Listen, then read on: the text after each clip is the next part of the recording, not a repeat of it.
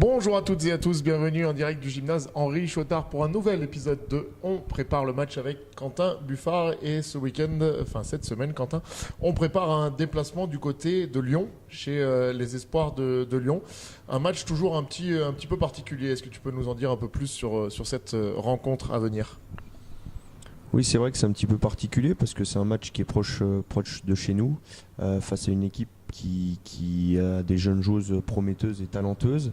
Donc forcément, qui auront à cœur de nous rendre la tâche difficile. On a pu les voir sur cette première partie de saison. Elles ont fait une super début de saison. Bon, là, elles ont relâché un petit peu parce que aussi il y a la nécessité de certaines joueuses d'aller avec les pros. Il y a aussi le championnat U18 qui est très important pour elles. Donc voilà, mais c'est une équipe qui va nous poser des problèmes et qui va être redoutable, j'en suis certain. On est à 3 journées de la fin.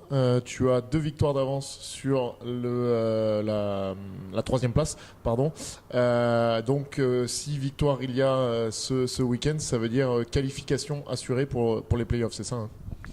Pas forcément, ça va dépendre aussi des résultats, notamment du résultat de la tronche contre Fétia. Donc on va attendre ce résultat. Nous, il ne faut pas qu'on regarde ça, il faut qu'on soit capable de pouvoir aller faire un résultat chez Lyon pour pouvoir espérer continuer à rêver de play-off et après on en tirera les conclusions. Un petit mot sur ton effectif, tu es au complet, ça y est, c'est chose faite depuis 2 matchs même maintenant.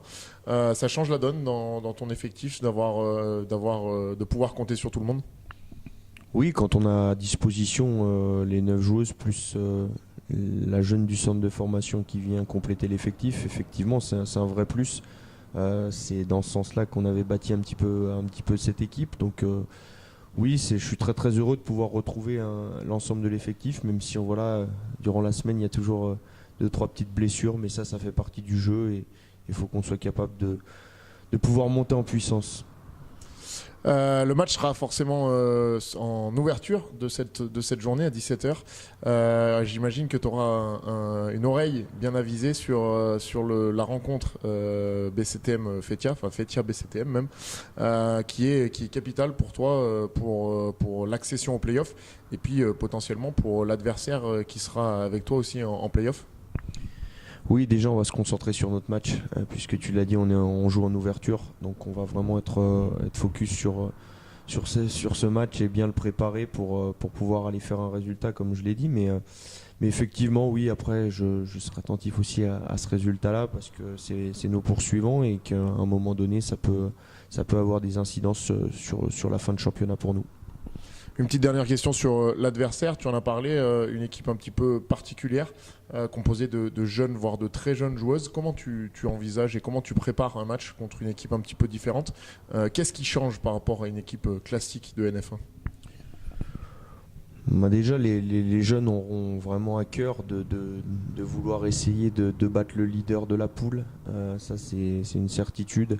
Après, c'est des jeunes joueuses, mais qui ont déjà pas mal de maturité, qui jouent un basket très propre et dans leur formation, qui progressent de jour en jour. On le voit aussi. Donc oui, il faut se méfier, il faut le préparer peut-être différemment, oui, dans l'approche, parce que c'est un basket un peu de centre de formation où il va y avoir beaucoup plus de vitesse, beaucoup plus d'agressivité.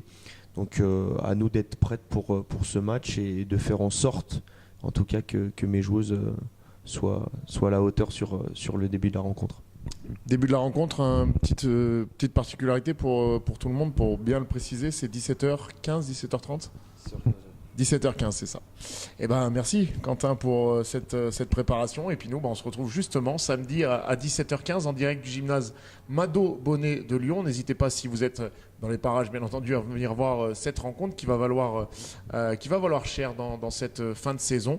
Et puis si jamais c'est pas possible pour vous, vous en avez l'habitude, Web TV, lesportdauphinois.com avec la réalisation QR Prod et PVBC TV pour vous faire suivre l'intégralité de cette rencontre et l'intégralité de la saison de National 1 féminine. Bonne soirée à toutes et à tous et à très vite.